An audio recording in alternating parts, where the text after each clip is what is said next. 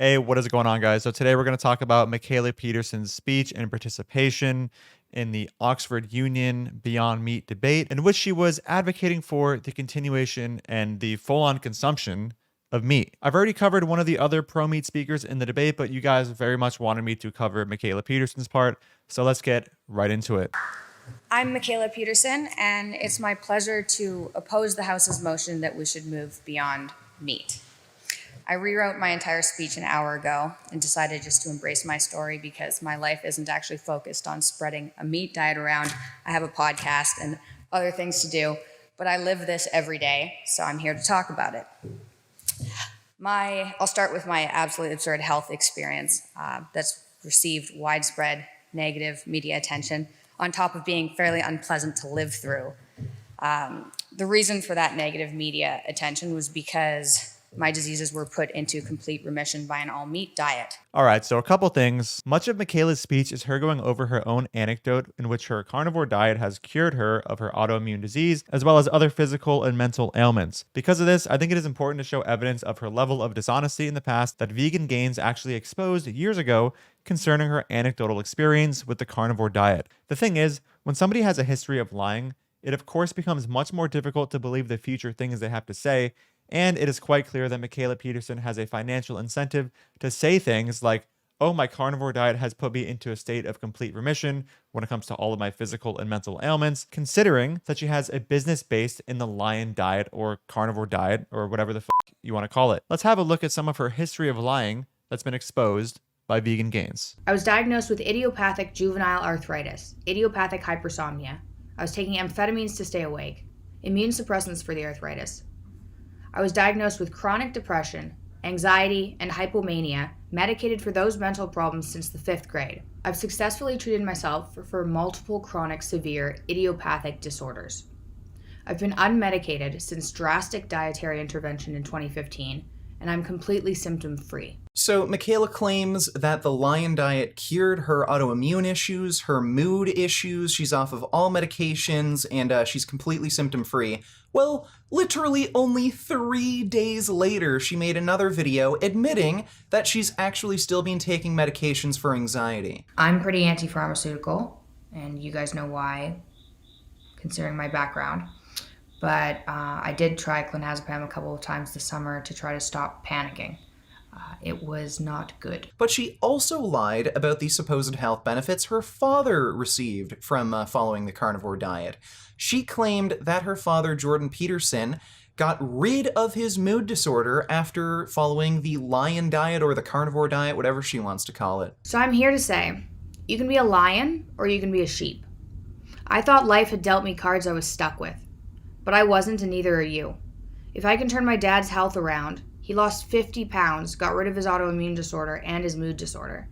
And now we have further confirmation that she was lying. In a video she just posted only days ago, she admitted that her father has been constantly under medication to deal with his anxiety.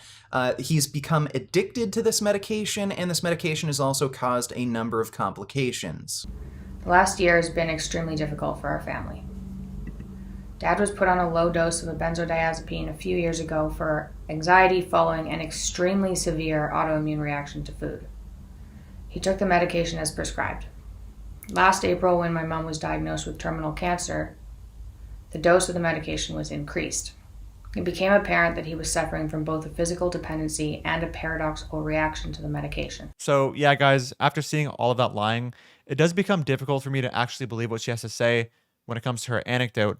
But that aside, anecdotal evidence is quite weak. Plus, with respect to ethics, I fail to see how Mikhaila thriving on a carnivore diet justifies her paying for animals to be bred, exploited, and murdered. Surely we understand that a diet solely comprised of human meat, cat meat, or dog meat would not be morally justified just because it takes a specific human being and puts them into remission when it comes to a specific physical illness that was not killing them. Imagine murdering humans for food because eating humans is the only thing you can do to feel 100%. And if you're a meat eater right now who is watching this thinking, bro, why the f is this guy equating humans and animals?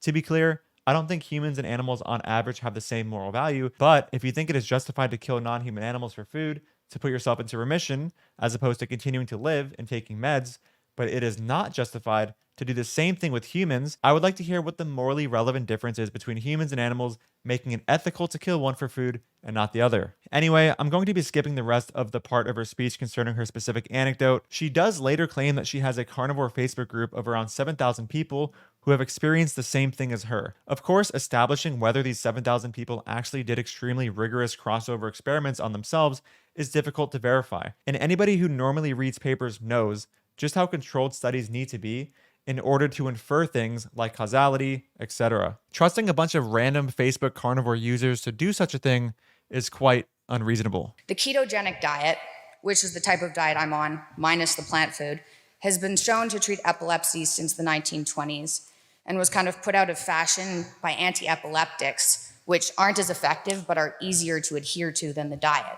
So I did a quick dive into data concerning the keto diet and its ability to fight epilepsy, and much of the evidence is considered weak, even by the authors. Either way, even if I granted that a keto diet can help fight epilepsy, I'm not sure why Michaela would bring this up in a debate concerning whether or not we should move beyond meat, considering a keto diet can be done without meat. 1 in 9 people above the age of 65 have Alzheimer's, which is now being referred to as type 3 diabetes, induced by carbs and sugar. She didn't cite any paper to support the claim that carbs and sugar cause Alzheimer's disease, which is now being referred to as some by type 3 diabetes. I went to read a little bit about it and couldn't find any data supporting the claim.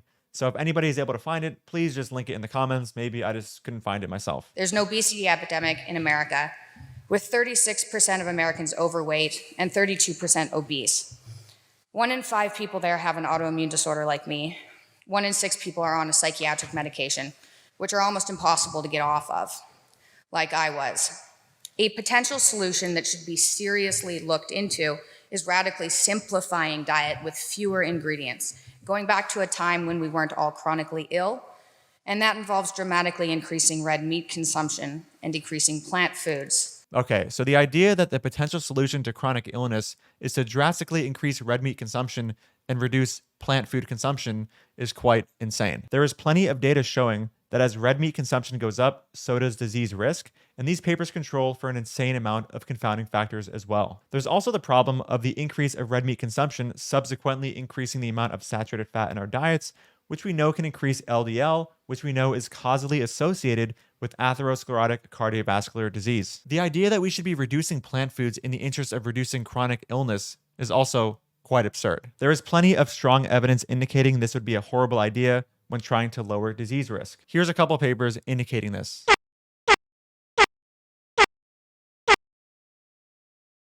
The need for fiber is a myth when you don't consume plants. So the idea here is that if you're on a carnivore diet and don't eat plants, fiber is no longer a need. Now, I'm not sure what she means by need. If she means fiber isn't needed to not die in the short term, I mean, maybe. But either way, I was not able to find any source substantiating this claim. Also, just a side note, I'm not even sure how this fact, even if we assume it's a real fact, supports the idea that we shouldn't go beyond meat. Even if we assume that going all meat or all carnivore makes it so that fiber isn't necessary, how does that mean that it's a bad idea to go beyond meat? You could still go beyond meat anyway and still be healthy, just have fiber with plants, which normally come together anyway. Our populations need high levels of vitamins. It turns out that's only necessary because we're consuming so many carbs, we can't handle the amount of sugar in our body. As soon as you eat more meat and less processed food, that need goes away and vitamin deficiencies recover. Okay, so this is a huge claim which requires huge evidence. The need for vitamins is a symptom of eating too many carbs. As with a lot of our other claims, I wish she would provide a source for this claim so that I could look into it further, because it does sound quite fascinating. But yeah, as stated before, as meat goes up, we still see an increased risk of disease, even when a myriad of important confounding factors are controlled for. So why would we want to put ourselves in a situation where we largely increase our meat intake and have little to no carbs so that we don't have to worry about vitamins? Why would we do this if it would increase our chances of disease? I think what people should be focused on more than anything else is making other people healthier. Can you imagine a population where obesity was non-existent and autoimmunity and mental health wasn't a concern? You have no idea who's out there dying of a lifestyle-caused disease that could get healthy and fix our climate issues.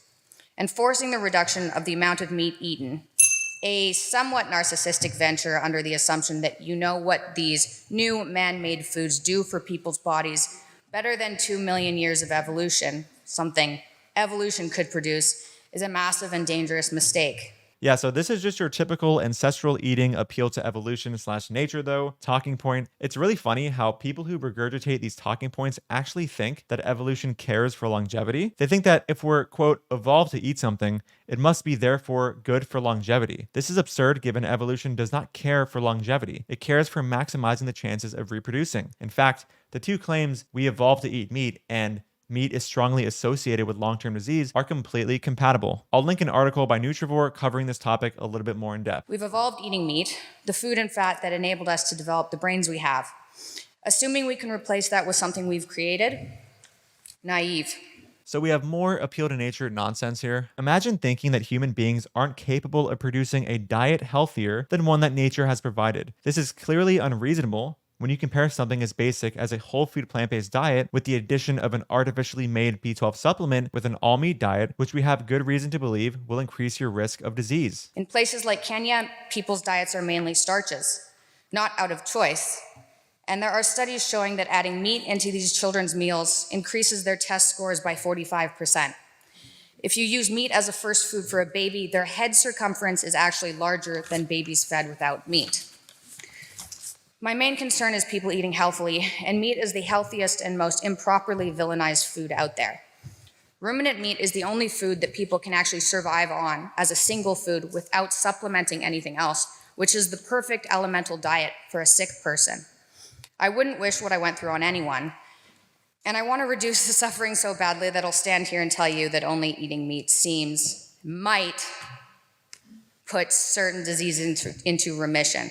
I'll be honest, guys. I'm getting tired of taking a dive into every little claim she makes without providing evidence, so I'm just going to be making use of Hitchens' razor here and say that which can be asserted without evidence can also be dismissed without evidence. Also, even if it were true that ruminant meat is the only single food one can survive off of alone, which I'm not even convinced is true, but even if it were, what is the point of bringing this up in a debate and world where a myriad of alternatives to ruminant meat, which we can definitely survive off of, exist? I get where the negativity comes from. It's unbelievable. It's so unbelievable that in the first study on the carnivore diet, released by Harvard this November, that I actually read in the Oxford University Press 2 days ago, which was convenient, they ended the study with, contrary to common expectations, adults consuming a carnivore diet experienced few adverse effects and instead reported health benefits and high satisfaction.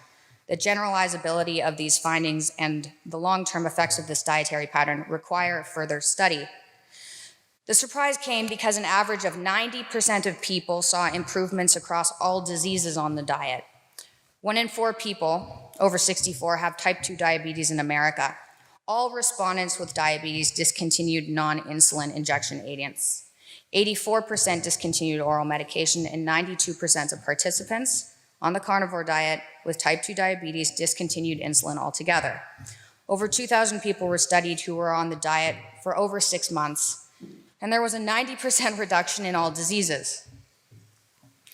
In my opinion, this type of potential treatment for disease needs to be studied further before we move beyond meat. All right, so now she's talking about one of the most unscientific studies to date, and actually, I believe, the only study to date covering the carnivore diet. Here's a list of problems with the study. The methodology involves social media surveys, and the participants were self-selected, meaning there was no randomization process whatsoever. Somebody on Twitter actually made a fantastic analogy using healing crystal sellers to just illustrate how bad the study design really is. They said, this study is like asking a crystal healer if their crystals improve their health and mood. When talking about the limitations, the study itself even says, these findings must be interpreted cautiously in view of several major design limitations. Our survey assessed the perception of individuals following a carnivore diet and did not objectively assess diet, nutrient status, health-related outcomes, or confounding health-associated behaviors, and no physiological or biochemical measurements were obtained. These self-reported data are prone to recall and reporting bias, especially for the pre-diet information. Specifically, participants may have started the diet during a time of poor health and perceived subsequent regression to the mean as a benefit of the diet, and being online community members may have resulted in over-reporting of adherence and perceived beneficial effects. It's like, yeah, I wonder if people that are giant advocates of the carnivore diet would be more incentivized to report beneficial things about the carnivore diet. Nah, definitely not. Also, remember when we talked earlier about increased LDL literally causing atherosclerotic cardiovascular disease? Well, the paper, assuming these numbers are accurate, found that the LDL was elevated to 172 milligrams per deciliter, which is not good. Now, to be fair, Michaela did admit that this carnivore diet as a treatment for disease needs to be studied further before we move, beyond meat. So at least she doesn't view this extremely weak study as ridiculously strong evidence, as I've seen many carnivore advocates do in the past. All right, guys, that is the end of the video. Long story short,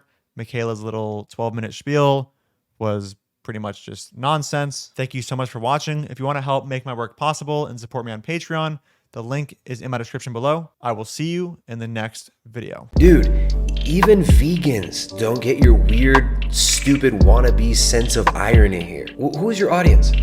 Nobody gets these dumb jokes. Dude, even vegans don't get your weird, stupid